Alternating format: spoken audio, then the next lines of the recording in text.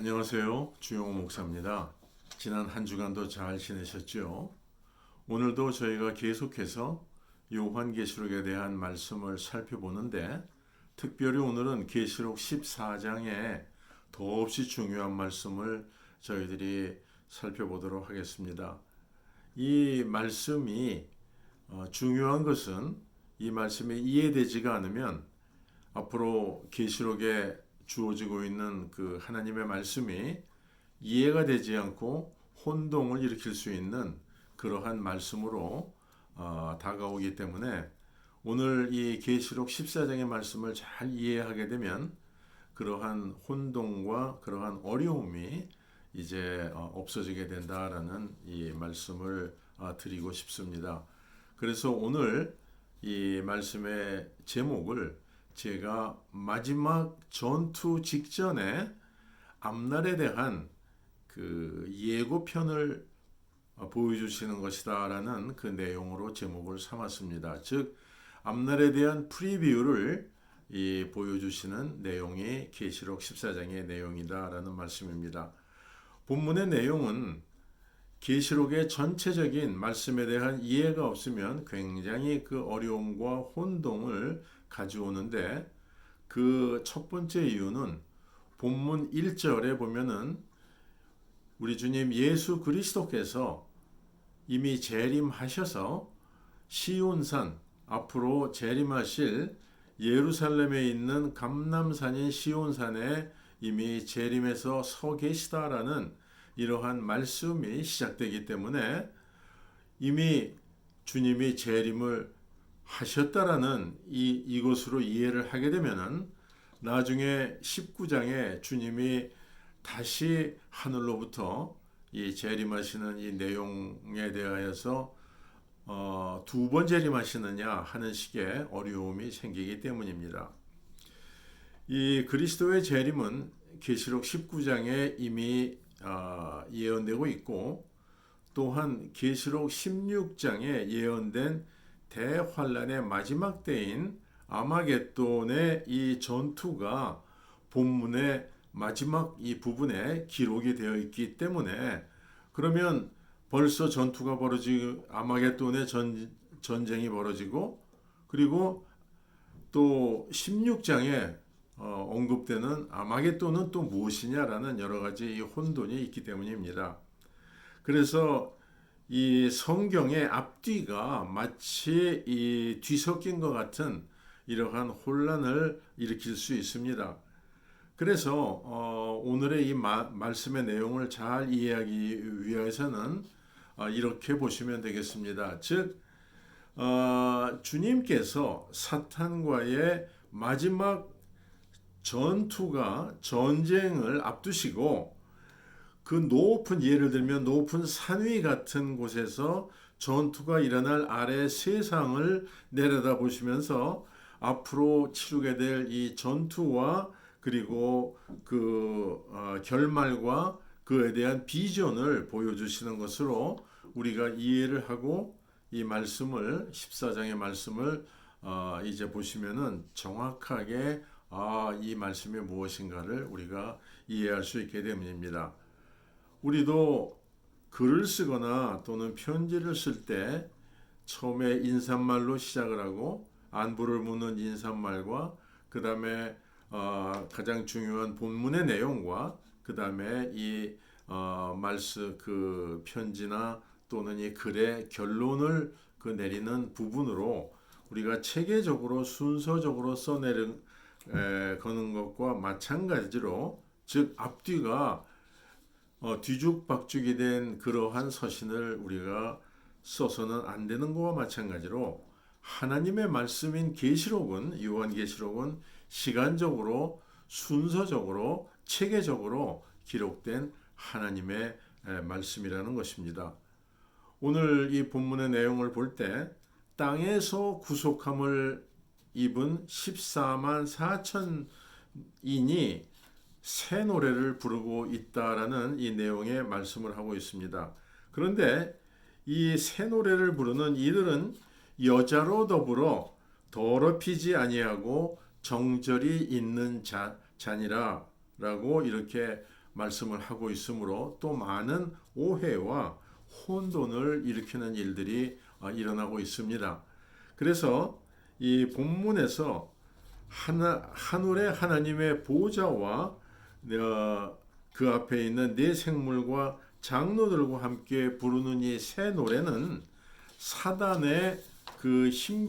사단과 힘겨운 영적 싸움을 마치고 난 후에 성도들이 부르는 승리의 노래를 의미하고 있는 것입니다. 그런데 이 구절을 오해해서 승리의 새 노래를 부르는 이 구속받은 자들은 여자를 멀리하고 정절을 지킨 버진, 여자로 말하면 처녀죠. 버진들로 해석해서 결혼을 하지 않은 자들이다라는 주장을 할 수도 있는데 이것은 엄청난 잘못된 그러한 해석이라는 말씀입니다. 왜냐하면 이 14만 4천 명은 남자들만이 아니라 여자 성도들도 포함하고 있다는 사실을 우리가 전제해야 됩니다. 그리고 하나님께서는 결혼함을 축복하시는 분이지 이 결혼하는 것을 금지하시거나 이것이 마치 정절을 지키지 못한 것과 같은 이러한 것으로 여기는 분이 아니라는 말씀입니다. 우리 하나님께서 아담을 지으시고 하와를 또 허락하시며 결혼을 하고 자손을 이 땅에 번성시키는 것을 축복하신 분이십니다.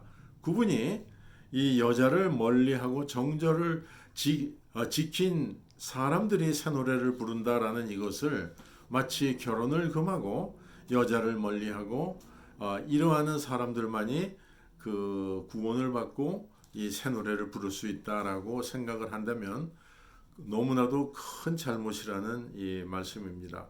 즉 본문에서 여자로 더불어 더럽히지 않은 자들이다라는 이 말씀의 여자는 이미 요한계시록 2장 20절에서 22절에 두아디라 교회의 이 여자에 대한 정체가 무엇인가 하는 것을 주어지고 있습니다.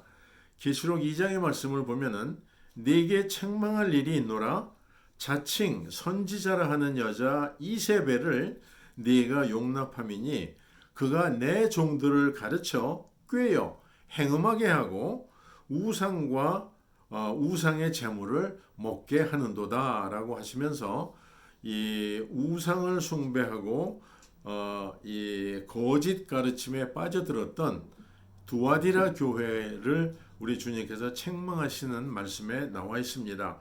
그래서 여자로 인하여 더럽히지 아니하고 정절이 있는 자라는 이 말씀은 우상 숭배와 거짓 가르침을 거부한 사람들을 지칭하고 있는 것이다 라는 말씀입니다.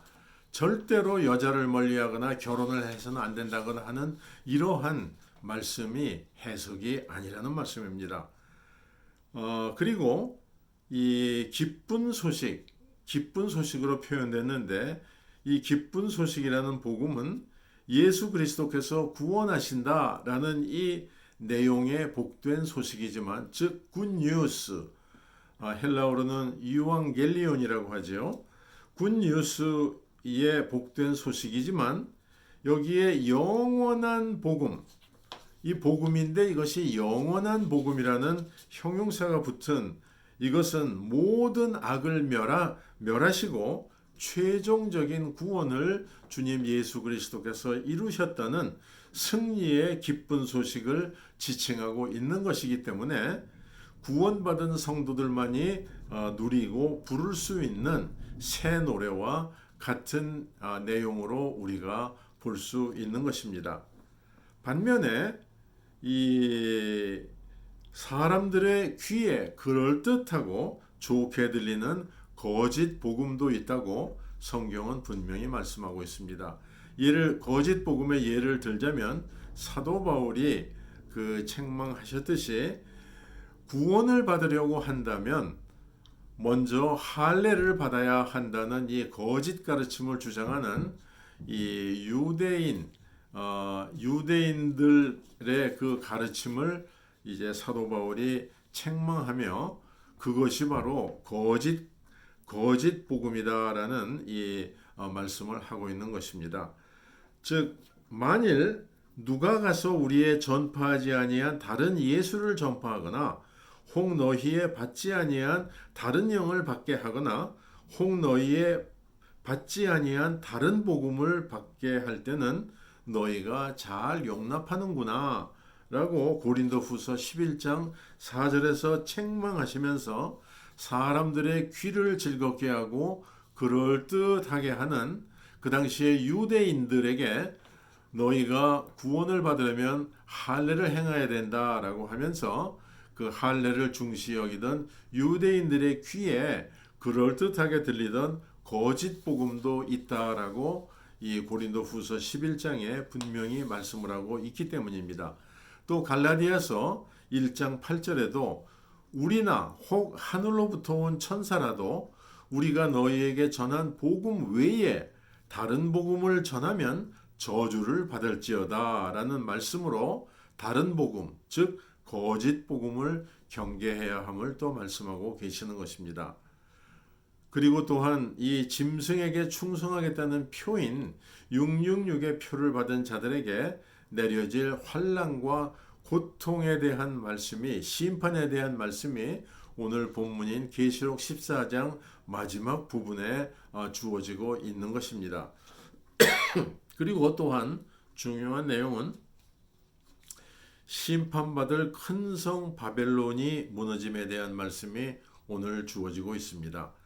큰 성 바벨론은 두 개의 바벨론으로 우리들이 간주할 수 있는데 종교적인 바벨론은 바다에서 올라오는 짐승에 의해서 주관되고 정치적인 바벨론은 땅에서 올라오는 짐승에 대하여서 주관되는 조직인 것입니다. 이미 땅에서 올라오는 그러한 짐승과 바다에서 올라오는 짐승은 저희들이 이미 살펴본 바가 있습니다. 그래서 하나님의 관점에서 보여지는 이 세상에서 가장 악한 이 세상은 이 엄청나게 긴 내용의 말씀으로 기록된 예레미야서 50장에서 51장에 걸쳐 기록된 그 엄청난 분량의 말씀에 큰 음녀 그리고 큰 성 바벨론으로 이미 언급이 되고 있는 그러한 그 존재입니다.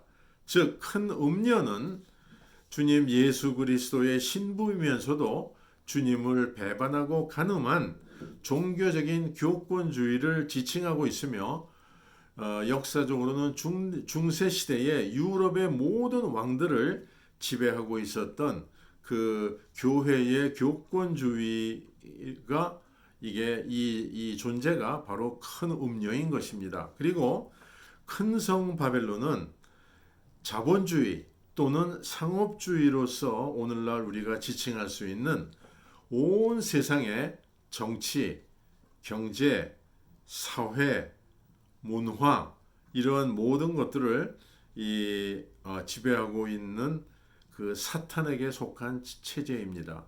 요한계시록을 보면은 이 큰 성 바벨론 즉 이 자본주의로 지칭될 수 있는 돈이 최고의 우선을 두고 있는 그래서 이 세상에 이 돈의 모든 정치 세력이나 그리고 사회나 사회적인 모든 체제나 그리고 심지어는 문화적인 것에까지 돈의 지배를 받고 있는 바로 사탄에게 속한 이 체제인 이 자본주의 즉 상업주의 큰 성 바벨론으로 지칭되는 바로 이것은 이 체제는 계시록의 마지막 때까지 심판 때까지 지속되는 그러한 것입니다. 이 세상에는 자본주의 체제가 있고 공산주의 체제가 있고 여러 가지 사회주의도 있고 많은 그러한 체제가 있지만 무엇이 낫다 그르다 할 수는 없고 물론 공산주의와 같은 것들은 수많은 사람을 죽이고 억압하고 이 세상에 악을 행하였기 때문에 사탄에게 속한 것이지만, 그러나 우리가 살고 있는 이 세상에 이 자본주의나 물질주의, 상업주의 이러한 것 또한 사탄에게 속한 것이고 마지막까지 이것이 지속된다라는 것을 성경은 말씀하고 있습니다. 그리고 본문은 마지막으로 조금 전에도 언급드렸듯이 대환란의 끝에 일어날 아마겟돈의 전쟁과 사단의 멸망에 대한 말씀을 이제 주어지고 있고, 바로 이것이 오늘 14장 전체의 말씀이 이 앞으로 일어날 대환란의 이 사건들에 대한 프리뷰, 즉 예고편으로 우리가 이해를 하면 전혀 어려움이 없이 이제 다음 시간에 살펴볼 계시록 15장부터 시작될, 본격적으로 시작될 이 재앙의 시작이 이제 우리가 이해가 되는 것입니다.